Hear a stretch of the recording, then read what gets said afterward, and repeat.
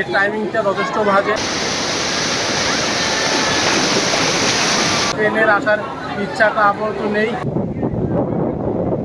তবে এর কিছু সুবিধা অসুবিধা উভয় রয়েছে। অনেকেই আবার দেখলাম টিকিট ছাড়া রিজার্ভেশনে উঠে যায়।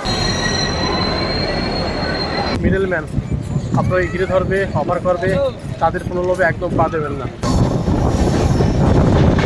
শুরুতেই 2 ঘন্টা প্লাস লেট। সিঙ্গারা নিয়ে নিলাম। কখনো টানে প্রায় 100+, আবার কখনো দাঁড়িয়ে থাকে এরকম।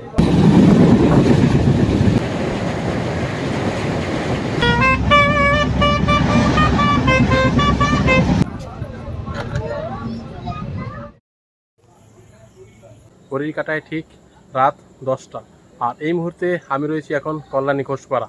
ভিডিওর টাইটেল এবং থাম্বনেল দেখে বুঝতে পারছেন আজকে আমার গন্তব্য কোথায়। তো কল্যাণী ঘোষপাড়া থেকে প্রথমে যাব আমি শিয়ালদা, সেখান থেকে সকাল সকাল বেরিয়ে তারপর যাব হাওড়া। সেখানে রয়েছে আমার ট্রেন হাওড়া দীঘা তাম্রলিপ্ত এক্সপ্রেস। চলুন শিয়ালদা গিয়ে বাকি কথা হবে।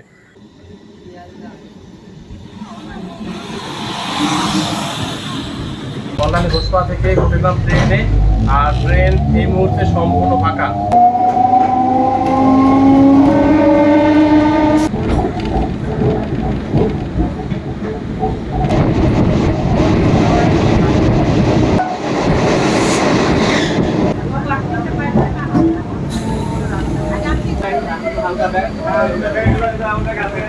ঘড়ির কাঁটা এখন 11টা বেজে 43 মিনিট। মোটামুটি সময় মতনই চলে আসলাম শিয়ালদা।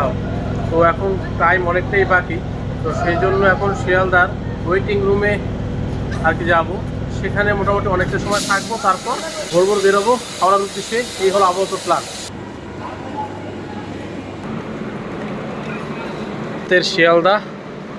শিয়ালদা স্টেশন অনেকটাই ফাঁকা।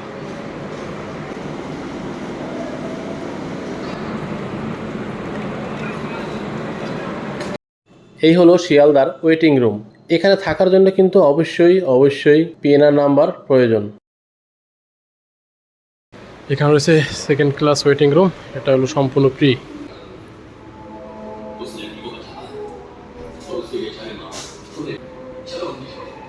আর এদিকে রয়েছে এসি রুম, তারপরে পার আওয়ার্স 10 টাকা। প্রবেশের ক্ষেত্রে এখান থেকে যে টোকেনটা আপনার দেওয়া হবে অবশ্যই সেটা সাথে রাখবেন।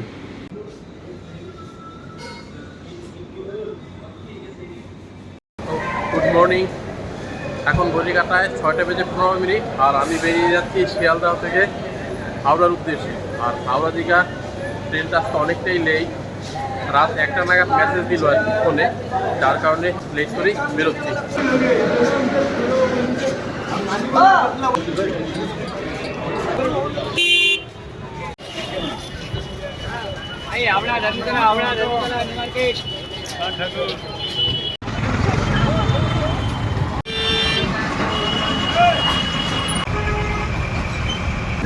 সকাল সকাল শিয়ালদা থেকে আমি বাসে যাচ্ছি হাওড়ার উদ্দেশ্যে। প্রয়োজনে আপনারা এখান থেকে ট্যাক্সি করেও যেতে পারেন।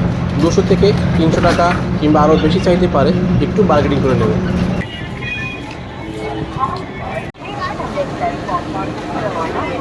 ঘড়ির কাঁটা এখন 7টা বেজে 5 মিনিট। তো চলে আসলাম অ্যাট লাস্ট হাওড়া স্টেশনে। তো আজকে আমাদের ট্রেন অনেকটাই লেট, 6:45 যেটা ছাড়বে কথা সেটা ছাড়বে 9:30। তো সেই অবধি অপেক্ষা করতে হবে আর কি। আর সেটা মেসেজটা আমি রাতেই পেয়েছি, রাত 1টা নাগাদ। তো যাই হোক, এখন অপেক্ষার পালা। ব্যস্তময় হাওড়া স্টেশন। আর হাওড়া স্টেশনে প্রচুর খাবার দোকান রয়েছে, প্রয়োজনে আপনারা খাবার নিয়ে ট্রেনে উঠতে পারেন। ঘড়ির কাঁটা এখন 9টা বেজে 4 মিনিট। কেবলমাত্র বোর্ডে দেখতে পেলাম তাম্রলিপ্ত এক্সপ্রেস হাওড়া ঢুকছে। চলুন এবার প্ল্যাটফর্মে যাই। সম্ভবত 2 নম্বর প্ল্যাটফর্মে দিচ্ছে। শুরুতেই 2 ঘন্টা প্লাস লেট ক্লিয়ার করার। আর আমাদের ট্রেন দিয়েছে 2 নম্বর প্ল্যাটফর্মে, যাচ্ছি সেই দিকে। আমাদের ট্রেন দিয়েছে 2 নম্বর প্ল্যাটফর্মে, এখন সেই দিকে যাচ্ছি। প্রচুর টুরিস্ট যাচ্ছে, দেখেই বোঝা যাচ্ছে আসলে দীঘার প্রতি মানুষের ঝোঁকটা একটু বেশিই থাকে, শর্ট ট্যুরের জন্য বাজেটের মধ্যে সব দিক দিয়েই আর কি। 12857 তাম্রলিপ্ত এক্সপ্রেস মোটামুটি হাওড়া থেকেই ছেড়ে যায় প্রতিদিনই, তবে টাইমিংয়ে বেশ কিছুদিন ধরে সমস্যা হচ্ছে। আজকেও সেই সমস্যায় পড়ে গেলাম, তো কি আর করার, আশা করি পরবর্তী সময় ঠিক হয়ে যাবে। তো আমার কোচ নম্বর হলো D4, তো D4-এর কাছেই আপাতত দাঁড়িয়ে রয়েছি। D4 9:25 ঘড়ির কাঁটায়, তো ঢুকে গেল 12857 তাম্রলিপ্ত এক্সপ্রেস।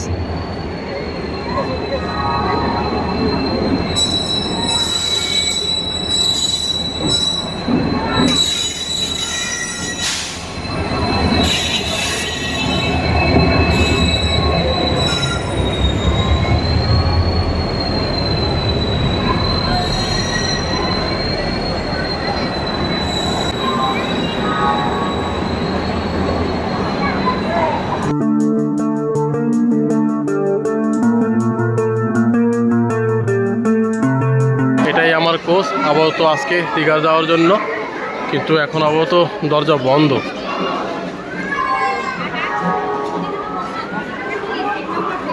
সামনের দিকে রয়েছে 3টে জেনারেল, আর মাঝখানে 10টা রয়েছে সেকেন্ড সিটিং 2S, আর একদম শেষে রয়েছে 2টো এসি চেয়ার কার, আর মাঝখানে একটি পেন্টিং এয়ার রয়েছে।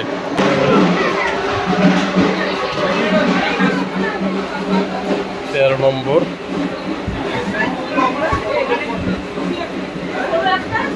এদিকে 4জন বসার ব্যবস্থা রয়েছে, এদিকে 4জন, মোট 8 জনের জন্য। আর উপরে ব্যাগ লাগেজ রাখার ব্যবস্থা, পাখা রয়েছে। আর এদিকে 2জনের বসার ব্যবস্থা রয়েছে, আর এই রয়েছে চার্জিং পয়েন্ট, আর উপরে ব্যাগ রাখার ব্যবস্থা। এবারে বাথরুমটা দেখে আসি। বেসিন রয়েছে, বেসিনে জল পড়ছে, একটি মিরর রয়েছে, আর এখানে রয়েছে ডাস্টবিনের ব্যবস্থা, আর দুদিকে বাথরুমের ব্যবস্থা রয়েছে। বাথরুমের ব্যবস্থা, বেসিন রয়েছে, জল আছে, একটি মিরর রয়েছে, এটা লক সিস্টেম, আর ইন্ডিয়ান রয়েছে, ইন্ডিয়ান স্টাইল ফ্লাশের ব্যবস্থা রয়েছে। এই আর কি, মোটামুটি দুর্গন্ধ মুক্ত বলা যায়, কিন্তু অতটা পরিষ্কার পরিচ্ছন্ন না। এর পাশেরটাও রয়েছে সেম, বেসিন, ইন্ডিয়ান, মিরর রয়েছে, বেসিনে জল আছে, মোটামুটি সেম। এই হলো বাথরুমের অবস্থা আর কি। মোটামুটি পরিষ্কার পরিচ্ছন্ন দিক দিয়ে একদম 100 বলা যাবে না, মোটামুটি মাঝারি মানের। আর এই ট্রেনের ভাড়া সম্পর্কে যদি বলি, 2S সেকেন্ড সিটিং 105 টাকা, আর এসি চেয়ার কার যেটা রয়েছে সিসি 370 টাকা, আর জেনারেল আছে 90 টাকা। তবে ফ্যামিলি নিয়ে জেনারেলে না যাওয়াটাই আমার মতে উত্তম, হয় সেকেন্ড সিটিংয়ে যান অথবা সিসিতে যান। আর মোটামুটি আমরা আজকে পাড়ি দেব 185 কিলোমিটার, আর যাত্রাপথে এর অফিসিয়াল টাইম 3 ঘন্টা 20 মিনিট। এখন শুরুতেই যখন 2 ঘন্টা 45 মিনিট লেট, কত সময় কি হবে আমার জানা নেই। আর যাত্রাপথে মোটামুটি 6টা স্টেশন হল্ট করবে। সিট নাম্বার দেওয়া রয়েছে, আর হলো 4জন 8জন বসার সিট। ঘড়ির কাঁটায় 9:35, 30-এ ছাড়ার কথা ছিল, এখন অনেকটা লেট, কখন ছাড়বে জানা নেই।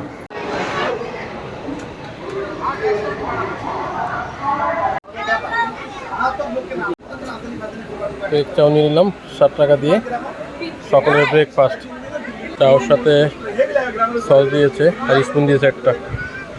অ্যাট লাস্ট 9:45 ছাড়লো আমাদের ট্রেন দীঘার উদ্দেশ্যে হাওড়া থেকে।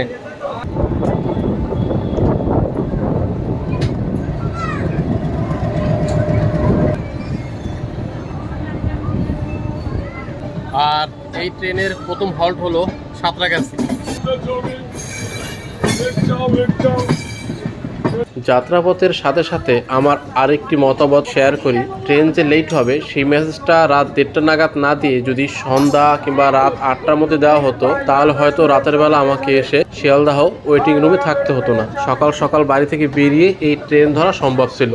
সাধারণত যারা শিয়ালদা লাইনের, বিশেষ করে হালিশহর, কাঁচরাপাড়া, কল্যাণী, চাকদা ট্রেন ধরার ক্ষেত্রে রাতের দিকে এসে হাওড়া কিংবা শিয়ালদা থাকতে হয়। সেক্ষেত্রে ট্রেন লেট থাকলে মেসেজটা আগে ভাগে বা সন্ধ্যার মধ্যে দিলে আমাদের ক্ষেত্রে অনেকটাই সুবিধা হয়। এই হলো আমাদের D4 আর এর পাশে রয়েছে D5, এরকম পাশাপাশি।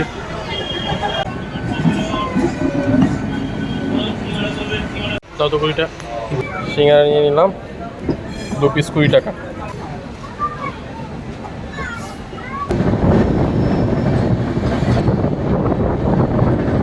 টিকিয়াপাড়া এইমাত্র আমরা অতিক্রম করলাম।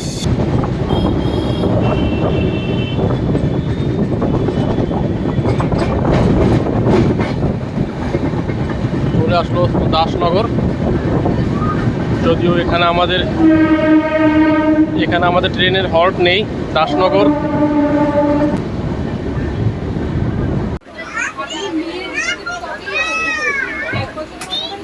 আমার সিটটা পড়েছে মূলত একদম মিডলে, দুটো ফ্যামিলির মধ্যে।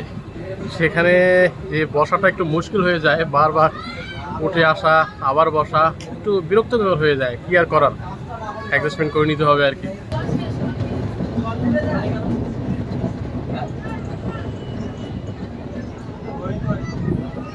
ঘড়ির কাঁটায় 10:05, আর হাওড়া থেকে কিছুটা দূর আসতেই কিছুক্ষণ পর পরেই ট্রেন দাঁড়িয়ে যায়।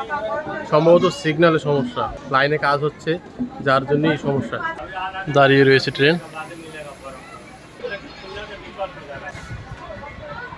Red signal. আর আপনারা খাবার না নিয়ে আসলেও সমস্যা নেই, এখানে পেন্টিকারের ব্যবস্থা রয়েছে এবং সেখান থেকে প্রতিনিয়ত লোক বিভিন্ন খাবার নিয়ে আপনার সামনে আসবে। প্রয়োজনে সকালে ব্রেকফাস্টটা এভাবেই আপনারা সেরে নিতে পারেন। আমি যেমন এগ চাও খেয়ে নিয়েছি, সিঙ্গারা খেয়ে নিয়েছি এবং সামনে যাওয়ার পথে আশা করি আরও কিছু খাবো। এছাড়াও বিভিন্ন স্টেশন থেকে প্রচুর খাবার নিয়ে লোকজন ওঠে, সেই ধরনের খাবারও আপনারা খেতে পারেন, তবে অবশ্যই দেখে শুনে বুঝে খাবেন।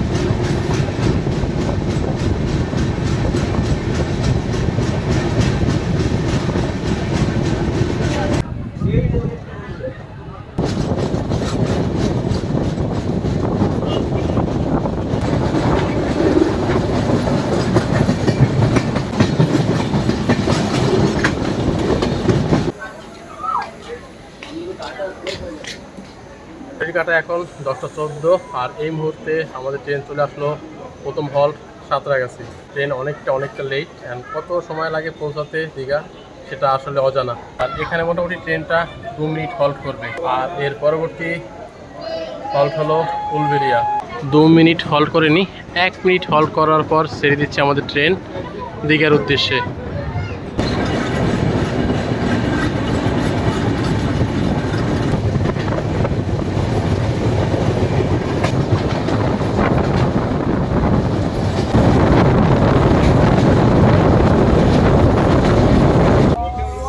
কিছু সময় পর পর এভাবে পরিষ্কার করে দিয়ে যাচ্ছে, বেশ ভালো একটি বিষয়।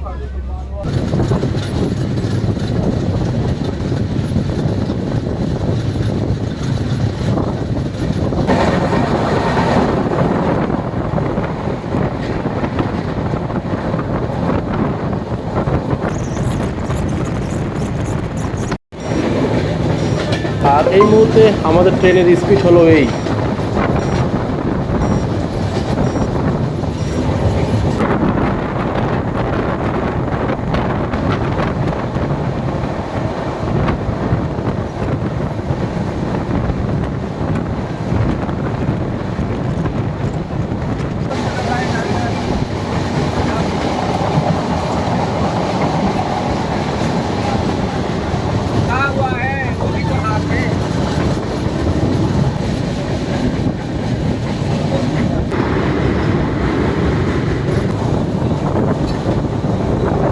শহর একা স্টেশন পার করে এগিয়ে চলেছে আমাদের গাড়ি দীঘার উদ্দেশ্যে। এই মুহূর্তে আমরা ক্রস করছি ভুবনেশ্বর। আর ঘড়ির কাঁটা এখন 10:45।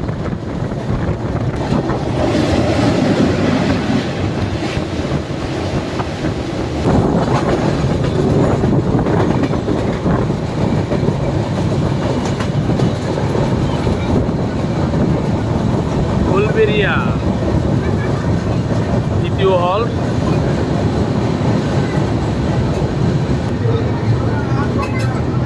তো ঘড়ির কাঁটা এখন 10:45। 31 কিলোমিটার পথ অতিক্রম করে অবশ্যই চলে আসলো উলবেড়িয়া। এটা আমাদের ট্রেনের তৃতীয় হল। এখানে মোটামুটি 1 মিনিট দাঁড়াবে। 1 মিনিট হল্ট করার পর ছেড়ে দিল আমাদের ট্রেন দীঘার উদ্দেশ্যে। আর এর পরবর্তী হল্ট হলো মেছেদা।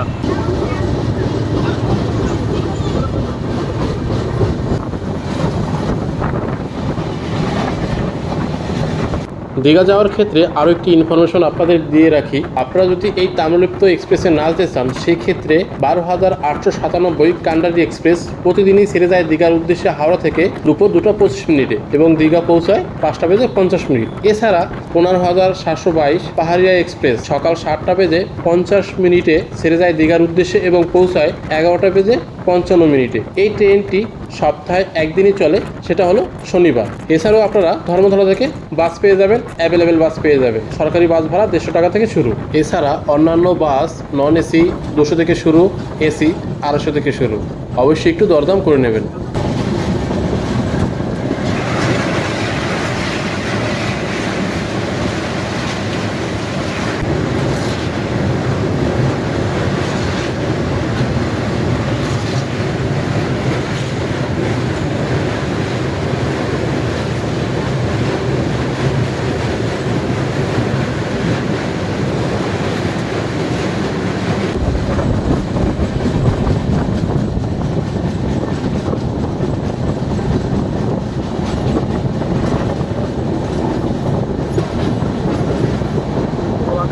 অতিক্রম করলাম আর ঠিক এখন 11টা। এই মুহূর্তে আমাদের ট্রেন চলে আসলো কোলাঘাট, যদিও এখানে দাঁড়াবে না।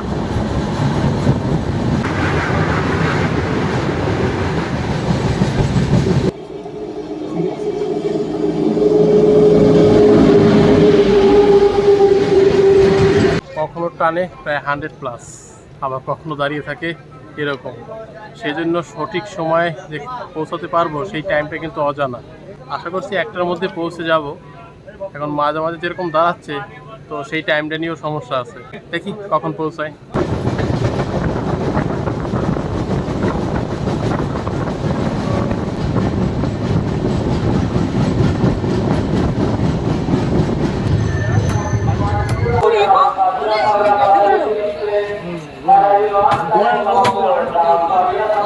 এখন 11:07 আর 58 কিলোমিটার পথ পাড়ি দিয়ে অবশ্যই চলে আসলো মেছেদা।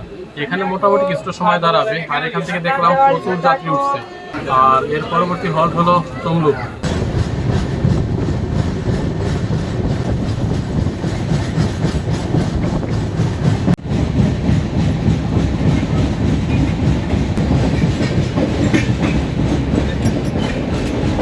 সিঙ্গারা গান একবারে গরম সিঙ্গারা, মেচুদা সিঙ্গারা।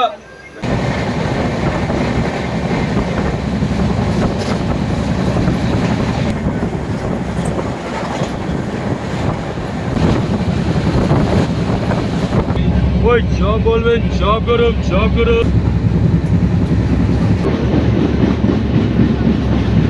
91 কিলোমিটার পথ অতিক্রম করে অবশেষে চলে আসলো তমলুক।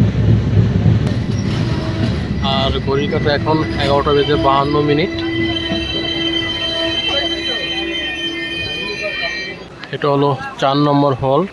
আর এখানে মোটামুটি 2 মিনিট দাঁড়াবে তমলুক। 11:53। ঠিক 2 মিনিট হল্ট করার পর ছেড়ে দিল আমাদের ট্রেন দীঘার উদ্দেশ্যে।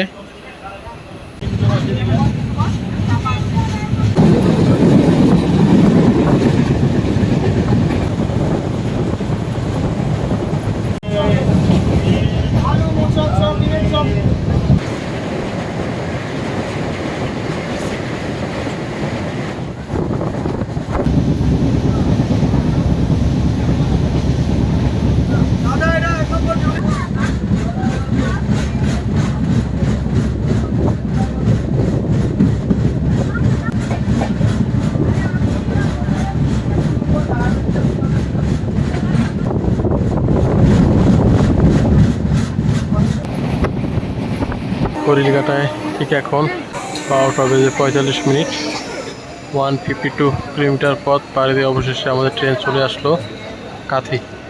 এখানে মোটামুটি 2 মিনিট হল্ট করবে, এরপরে আর একটা হল্ট, তারপরে আমাদের কাঙ্ক্ষিত দীঘা।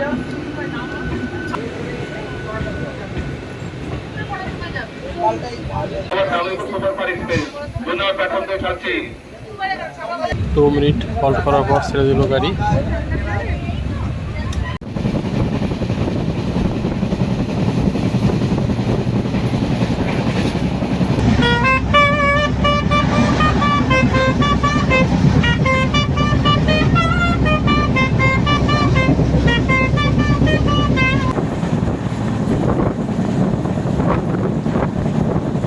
ঘড়ির কাঁটা এখন 1:08 আর 177 কিলোমিটার পথ অতিক্রম করে অবশেষে চলে আসলাম রামনগর।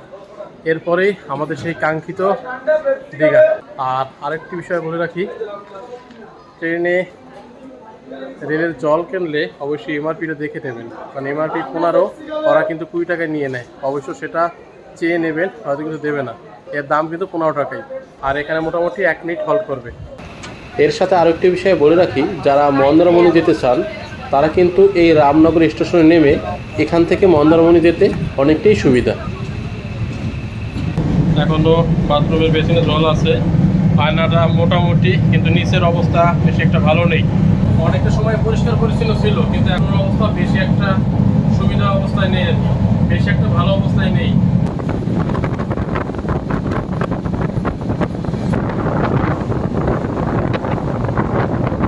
দীঘার কাছে আসতেই জগন্নাথের মন্দিরটা চোখে পড়লো। দেখুন, এর কাজ 2025-এর মধ্যে কমপ্লিট হওয়ার কথা আর কি।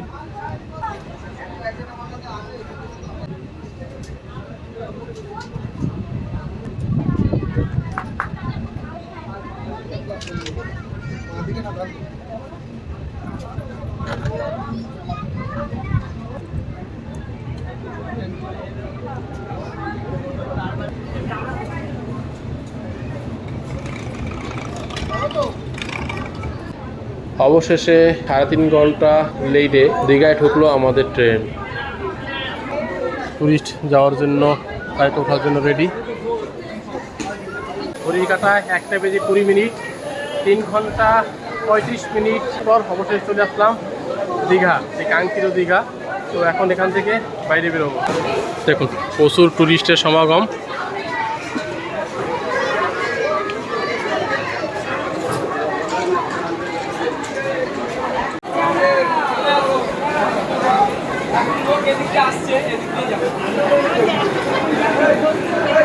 সঠিক সময় আসলে একদম ঠিকঠাক ছিল, তো আসছে অনেক লেটে, যার কারণে টাইমিং একটু এলোমেলো।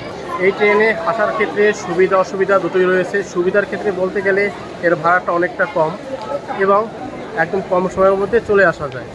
আর যাদের ব্যান্ডেল লাইনে বাড়ি তারা খুব স্বাভাবিকভাবেই দীঘা চলে আসতে পারবে। আর অসুবিধা বলতে গেলে প্রথমে যে ব্যাপারটা আসে টিকিট বুকিং। দীঘায় আসার প্ল্যান যদি থাকে ট্রেনে, তবে টিকিট বুকিংটা অনেক আগে থেকেই করতে হবে। এছাড়া এই টাইমিংটা খুব বাজে। সকাল যেখানে 6:45 সাড়ে কথা, সেখানে সেটা 9:45। এবং রিজার্ভেশনও দেখলাম অনেকে টিকিট না কেটে উঠে যাচ্ছে। বাথরুমের পরিষ্কার পরিচ্ছন্নতাটাও ঠিকঠাকভাবে মেনটেনে চলছে না। এই সকল বিষয়গুলোই সমস্যা। আর এই সকল বিষয়গুলো বাদ দিলে একদম ওকে। তবে আমার ক্ষেত্রে এই ট্রেনের আসার ইচ্ছাটা আপাতত নেই এই টাইমিংয়ের জন্যই। দীঘা স্টেশন থেকে এখন বাইরে বেরোবো, তারপর বাড়ি যাওয়ার আগে টিকিট কাটতে হবে বাসে। এই ট্রেনটা সম্ভবত আধা ঘন্টা থেকে তারপর আবার ব্যাক করবে। আর আমাদের আসতে প্রায় সময় লেগেছে 3 ঘন্টা 35 মিনিট। অর্থাৎ টাইমিং দিতে ঠিকঠাক ছিল, অফিসিয়াল টাইম ছিল 3 ঘন্টা 20 মিনিট, সেখানে 15 মিনিট বেশি লেগেছে। এটা ঠিক আছে, কিন্তু ট্রেন ছাড়ার সময়গুলোই সমস্যা।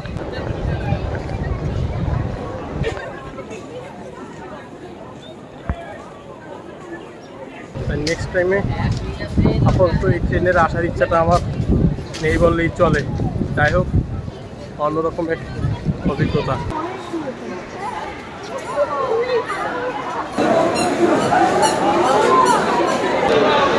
দেখুন অবস্থা।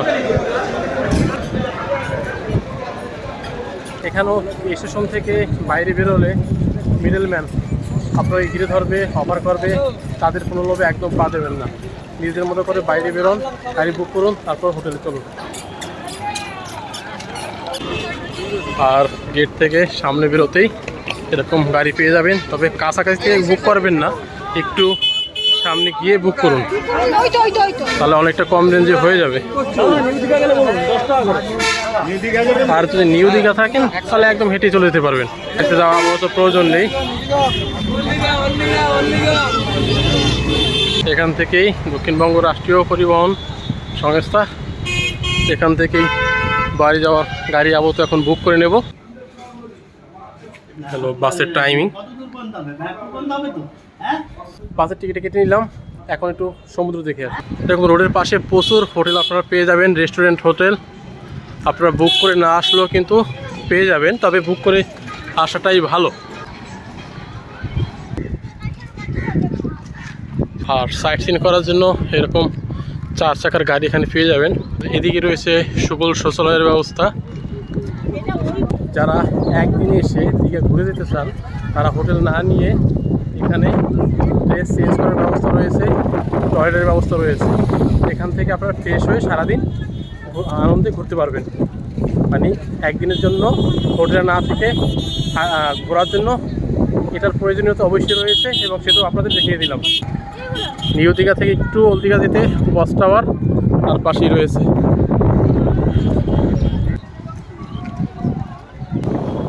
এখন জোয়ার, তাই অনেকে আর কি নিচে নামার সম্ভব হচ্ছে না। এর সামনে কিন্তু আরেকটি শান্তি সুলভ শৌচালয় রয়েছে।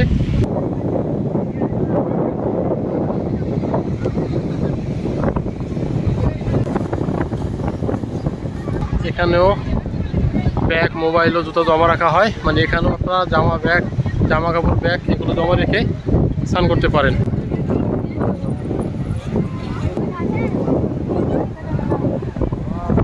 এখন জোয়ার, অনেকেই নামছে না আর কি।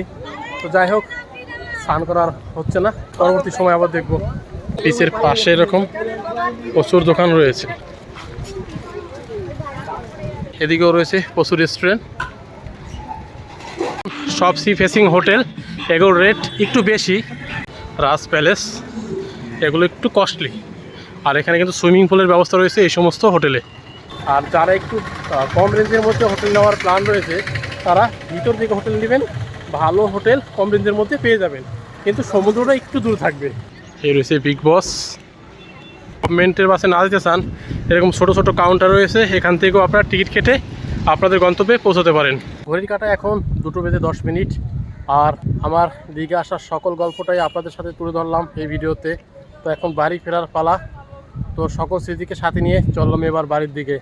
এর পরবর্তী আসলে আরও পুঙ্খানুপুঙ্খানুভাবে ঘোরার চেষ্টা করব, যেহেতু শর্ট টাইমের জন্য আসা। তো যাই হোক, ভালো থাকবেন, সুস্থ থাকবেন, দেখা হবে পরবর্তী কোনো এক নতুন ভিডিওতে।